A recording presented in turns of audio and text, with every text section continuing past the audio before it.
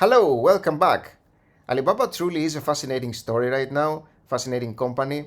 Every day, new things come up, new pieces of information, new articles, and we kind of need to talk about those. People are very, very interested in the company and the stock, of course. And this is why I keep on making videos. And in this one, we're going to contrast two articles, a bullish article and a bearish article. And we're going to talk about the points that are made here and which one makes the most sense, which kind of thesis makes the most sense. If you are new here, thank you for being around. And if you enjoy this kind of content, please leave a like. That really helps to grow the channel and bring the video to more people who are interested in the company. And please don't hesitate to leave a comment below. Let me know about your Alibaba thesis. What do you think about the company? So, this article here from Barron's talks about why Alibaba is the cheapest company in the world, of course outside Russia, which has been bust completely lately. And Daniel O'Keefe, a managing director and portfolio manager at Artisan Partners here, mentions that Alibaba is one of the cheapest stocks he has ever seen, especially for a business of that quality. And you will see here that the article pretty much gives a breakdown of what has been happening with Alibaba. A steep loss of 69% from the stock's record of 317. It's a massive, massive decline for the company. And you will see here that you probably already know about that the shares actually started tumbling after the Chinese government cracked down on the company and other companies in China, really. And Daniel O'Keefe from Artisan Partners mentions that Alibaba trades for a single-digit multiple of free cash flow, which we have examined in previous videos. Right now, Alibaba is making tons of cash flow, and compared to the price of the stock, the company is very, very undervalued. And it's like 3 or 4 times EBIT, which is earnings before interest and taxes. It's an intermediate between EBITDA. So it's the largest e-commerce company in the world, as he says, that is levered to digitization and the expansion of increasing wealth and of the consumer and middle class in China. So right now the stock trades at about 12 times projected earnings. It's a PE. And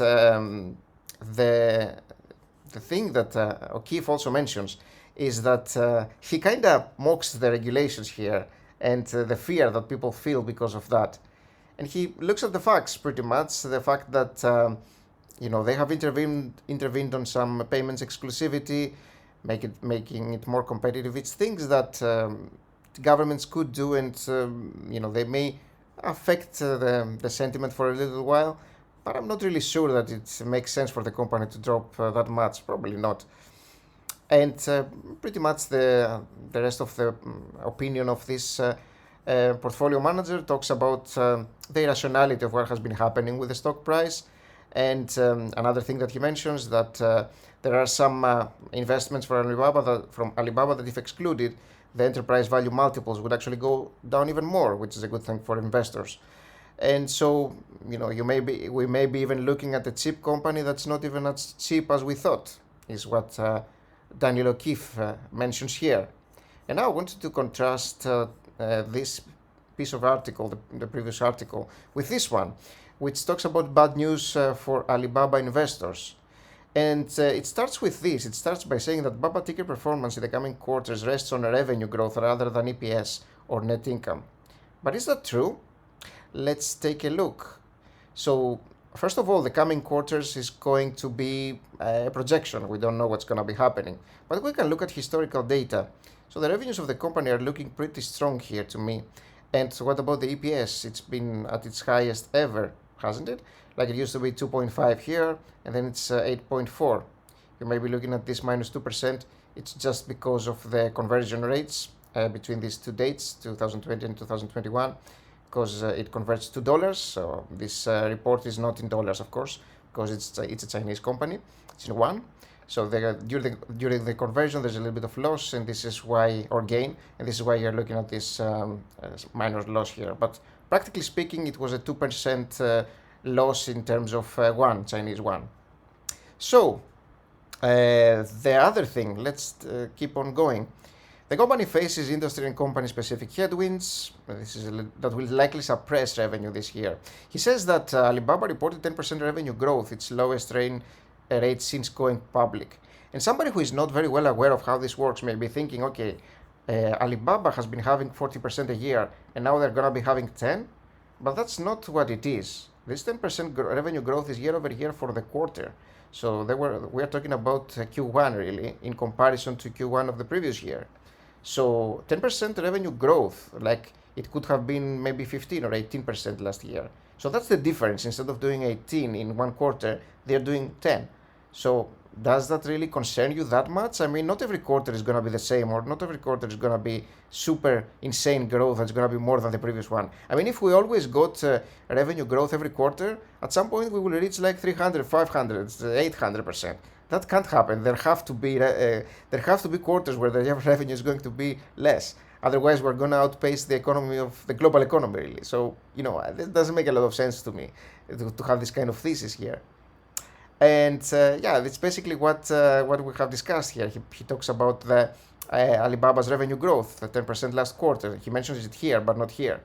So he talks about some challenging environment here, of course, and the Chinese government, which we know about. And also, what I found very interesting when I was reading the article, he says that Charlie Munger, a value investor and Buffett's co-leader of Berkshire Hathaway, cited its characteristics as a value trade. And he says here that, however, he points out, since his initial investment, the circumstances have changed.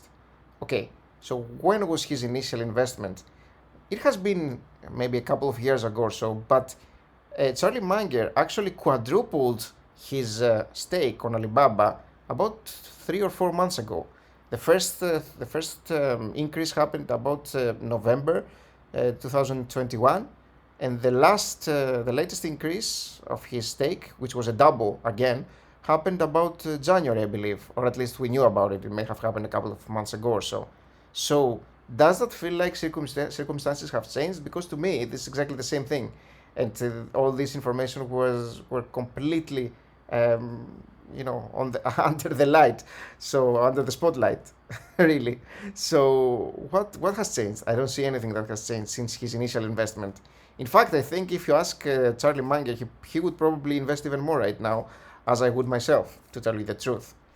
And again, this is what the article tries to argue here: the fact that there is a Chinese discount because of the political issues, and this is what it keeps on talking about here. And also says here that Baba is investing heavily in user acquisition, including discounts, one-time offers for new users, warehouses in rural areas, all of which factors are suppressing margins. Yet I haven't heard the same thing for Amazon, because Amazon is doing the exact same thing, aren't they? Like Amazon is using their free cash flow pretty much and taking it to negative territory because they're expanding, they're increasing their capital expenditures. So what's too wrong with that? I actually think that's a good idea, especially when Alibaba is a core supplier to Amazon's operations, being one of the really, really core suppliers for, could be like 80 or 90% of what Amazon is actually selling to the US. So, it's insane. These kinds of comments here, they don't make too much sense for me, to tell you the truth. And also, equity holdings have performed badly, but the whole stock market has performed badly. So what's the point with that? I mean, it's not like that's a big problem, really. I mean, as long as as Alibaba is not gonna be panic selling, I don't see too much of an issue here. I don't know about the holdings of Alibaba in detail, really, in terms of investment holdings. And I would like to potentially maybe create a video and talk about those, because what you invest in matters. But it's definitely not my core concern. My core concern is companies' operations and how much money they're making, and not what they are investing in. Unless they are using too much of their profit to invest in garbage. So that would be my only concern. But then again, I mean, I'm just one person, and they may have a team of people who know more about companies and can potentially purchase investments that may not make sense for me, but make sense for a team of people who can actually analyze much better. So, and then again, it keeps on talking about Baba's shift towards poorer cities as a sign of market saturation. I mean, these are some potentially deep down information that I'm not sure whether it's accurate or no. It sounds to me more like speculation, really. And yeah, this is basically what the article mentions here, and pretty much keeps talking about similar things here, government crackdowns on monopolistic practices and things of that sort. But all in all, the points that are made here are looking very superficial to me, and frankly, probably false for the most part. And I wanted to make the video just to give you two opposing opinions, and also my opinion on these two articles, because I'm not a journalist. I have to give my opinion because I want to give my opinion.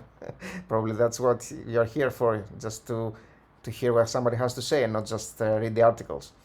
So let me know what you think about it. Which kind of article do you agree with? The first one or the second one? Are you bullish or bearish on Alibaba? Leave a comment below and let me know. Thank you for watching this one. In the meantime, take a look at this video about Alibaba that I made earlier, and I'm talking about what is this $100 price for Alibaba, and how would you value it in terms of what Alibaba has been doing recently, whether it actually makes sense, or it's super undervalued, or fairly valued, or overvalued. This is what we're examining in that video. Take a look at this one, and I'll see you in the next video. Bye bye.